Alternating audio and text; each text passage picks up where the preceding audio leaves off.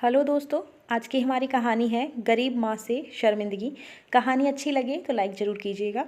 अरे मम्मी, आप क्यों पेरेंट टीचर मीटिंग में चल रही हैं? और फिर से वही पुरानी हरी साड़ी पहनकर 10 साल का बिट्टू चिड़चिड़ाता हुआ बोला। पर उसकी मम्मी तो खुशी के मारे फूली ही नहीं समा रही थी। शहर के सबसे बड़े स्कूल में एक एक पाई इकट्ठा करके उसने अपने इकलौते बेटे का एडमिशन बड़ी मुश्किलों से करवाया था। बिट्टू के पापा के ना रहने के बाद तो जैसे वो अपने सारे सपने बिट्टू की आंखों से ही पूरे कर लेना चाहती थी।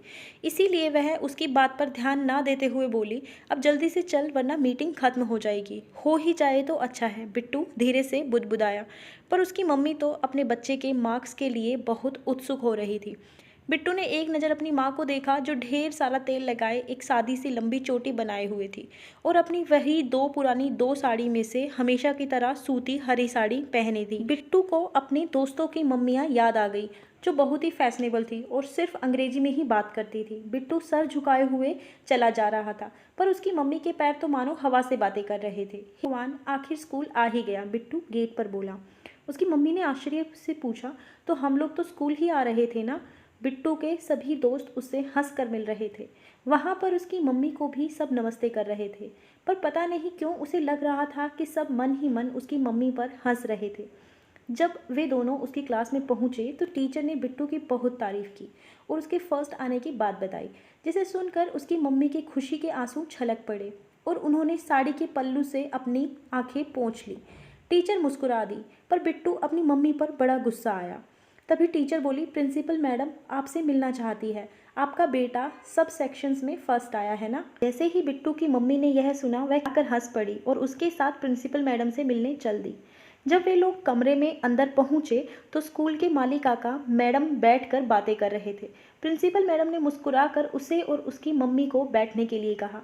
तभी माली काका बोले, तो अब मैं चलता हूँ, बहुत काम है मुझे। जी कहकर प्रिंसिपल मैडम उठी और उनके पैर छूने लगी। मालिका ने उन्हें आशीर्वाद दिया और कमरे से मुस्कुराते हुए वो बाहर चले गए। बिट्टू यह देखकर आश्चर्यचकित रह गया। उसकी आंखों के आगे जैसे कमरा घूमने लगा।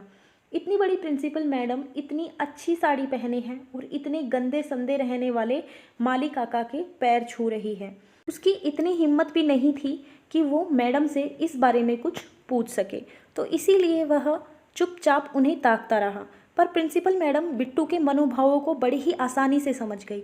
उन्होंने सबसे पहले अपनी कुर्सी से उठकर उसकी मम्मी को गले से लगाया और बोली, आज तक मेरे स्कूल में 99% मार्क्स किसी बच्चे के नहीं आए थे।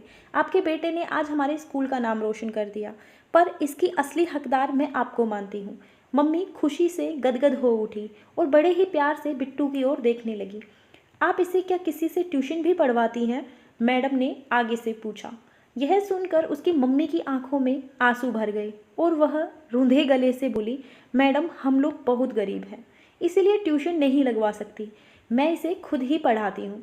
यह सुनकर प्रिंसिपल मैडम ने बिट्टू को देखकर भावुक होते हुए कहा, बेटा फर्स्ट तुम नहीं आए हो, तुम्हारी मम्मी आई है। और उन्होंने उसकी मम्मी को अपने ही स्कूल में नौकरी का आवेदन करने के लिए बोला। फिर उन्होंने मुस्कुराकर बिट्टू को अपने पास बुलाया और कहा, बेटा वो माली काका मेरे पिताजी हैं, उन्होंने ही मुझे इस काबिल बनाया कि आज मैं इतने बड़े स्कूल की प्रिंसिपल हूँ। यह सुनते ही बिट्टू अपनी माँ से लिपट गया और फफक कर रोने लगा। उसकी माँ उसे गोदी में उठाकर चुप कराने लगी और मैडम मुस्कुरा रही थी, क्योंकि वो जानती थी कि बिट्टू को अपने किए पर पश्चाताप के आंसू आ रहे हैं, जिन्होंने उसके मन का सारा अंधकार धो दिया था और वहाँ सिर्फ ज्ञान और विवेक का प्रकाश था। बिट्टू प्रिंसिपल रूम से निकलते वक्त मम्मी का हाथ जोर से पकड़े हुए था और उसे गर्व था कि उसकी माँ ने कितनी सादगी में रहते हुए भी उसके लिए सब कुछ किया। उसने मम्मी की ओर देखा, जो बिट्टू की भावनाओं से अनजान उसके स्कूल को अभी भी बहुत खुशी खुशी देख रही थी। धन्यवाद दोस्तों, कहानी अच्छी लगी हो तो लाइक कर दीजिए, ज़्यादा से ज़्यादा शेयर कीजिए, चैनल को सब्सक्राइब कर लीजिए ऐसी ही और कहानियों के लिए।